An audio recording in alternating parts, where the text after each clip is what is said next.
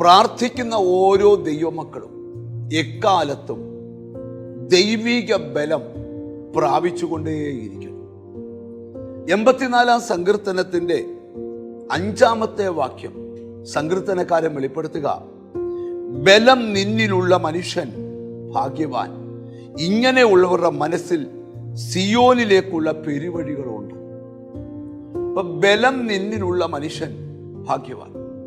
യെശയ്യാ പ്രവചനത്തിൽ വായിക്കുന്നുണ്ട്, ഉണരുക ഉണരുക, നിന്റെ ബലം ധരിച്ചു കൊള്ളുക. ഏതാണ് ഈ ഭാഗങ്ങളിലൊക്കെ പറഞ്ഞിരിക്കുന്ന ബലം?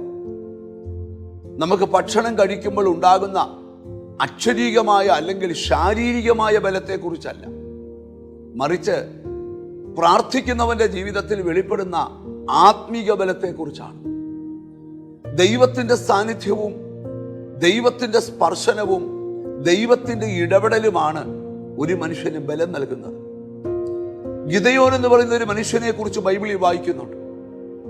ശത്രു എല്ലാവരുടെയും സമ്പത്തിനെ കൊയ്തുകൊണ്ടുപോയപ്പോൾ, ശത്രു എല്ലാവരുടെയും വിളവിനെ കൊയ്തുകൊണ്ടുപോയപ്പോൾ, തൻ്റെ വിളവ് കൊടുക്കുകയില്ല എന്ന് പറഞ്ഞ് അതിനെ കൊയ്ത് മുന്തിരിച്ചക്കിന് അടുക്കൽ വെച്ച് മെതിക്കുന്ന ഗിദെയോന്റെ അടുക്കൽ ദൈവം വന്നിട്ട് പറയുക, അല്ലയോ പരാക്രമശാലിയെ, ഹോവ നിന്നോട് കൂടെയുണ്ട്. അവൻ ചോദിച്ചു, ദൈവം കൂടെ ഉണ്ടെങ്കിൽ ഈ സംഭവിക്കുന്നതൊക്കെ എന്താണ്? അടുത്ത വാക്യങ്ങൾ നമുക്ക് കാണാൻ കഴിയും. ദൈവം അവനെ നോക്കി, എന്നിട്ട് അവനോട് പറയാ, ഈ ബലത്തോടെ പോ, നീ മിദ്യാനിയെ ഒരൊറ്റ മനുഷ്യനെ പോലെ ജയിക്കും.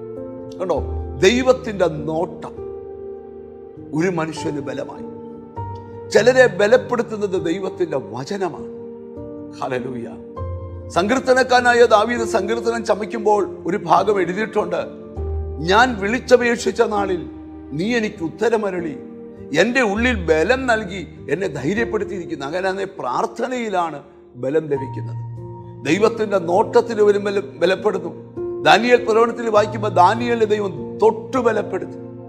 കേട്ടോ, ദൈവത്തിന്റെ നോട്ടത്തിൽ ബലം, ദൈവത്തിന്റെ സ്പർശനത്തിൽ ബലം, ദൈവവചനത്തിലൂടെ ബലം, പ്രാർത്ഥനയിലൂടെ ബലം പ്രാപിക്കും. ഇവിടെ എഴുതിയിരിക്കുക, ദൈവത്തിന് സ്തോത്രം, 5-ാമത്തെ വാക്യം, ബലം നിന്നിലുള്ള മനുഷ്യൻ ഭാഗ്യവാൻ, ഇങ്ങനെയുള്ളവരുടെ മനസ്സിൽ സിയോനിലേക്കുള്ള പെരുവഴികളുണ്ട്. നീ ദൈവിക ബലം സ്വീകരിക്കുമ്പോൾ നിനക്കെതിരെ നിൽക്കുന്ന പ്രബല ശക്തികളെല്ലാം നിന്റെ മുമ്പിൽ മുട്ടുകുത്തും. കാരണം നിന്റെ മേൽ വ്യാപരിക്കുന്ന ബലം ദൈവിക ബലമാണ്.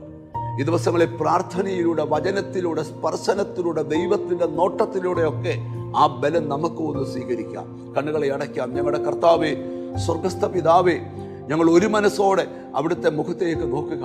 കർത്താവേ, ഞങ്ങളെ ഒന്ന് ബലപ്പെടുത്തണമേ. ഹല്ലേലൂയ. എന്നോട് ചേർന്ന് പ്രാർത്ഥിക്കുന്ന മക്കൾക്ക് വേണ്ടി പ്രാർത്ഥിക്കുന്നു. കർത്താവേ, അങ്ങയുടെ സ്പർശനം, അങ്ങയുടെ നോട്ടം, അങ്ങയുടെ വചനം, അങ്ങയുടെ മുമ്പിലുള്ള പ്രാർത്ഥന, ഇതൊക്കെ നിന്റെ മക്കൾക്ക് ബലം കൊടുക്കണം. അവരുടെ മുമ്പിൽ ബലത്തോടെ പോരാടുന്ന ദുഷ്ടശക്തികളെ ദൈവിക ബലം കൊണ്ട് ജീവിപ്പാൻ കൃപ കൽപ്പിക്കണം. എന്നോട് ചേർന്ന് പ്രാർത്ഥിക്കുന്ന മക്കളെ നിന്റെ നാമം ചൊല്ലി പിതാവിൻ്റെയും പുത്രൻ്റെയും പരിശുദ്ധാത്മാവിൻ്റെ നാമത്തിൽ അനുഗ്രഹിച്ച് പ്രാർത്ഥിക്കുന്നു. അവർ അനുഗ്രഹിക്കപ്പെടട്ടെ യേശു ക്രിസ്തുവിൻ നാമത്തിൽ തന്നെ. ആമേൻ. പ്രാർത്ഥനയിലൂടെ പുതിയ ബലം പ്രാപിക്കുക. ദൈവം നിന്നെ അനുഗ്രഹിക്കും. God bless.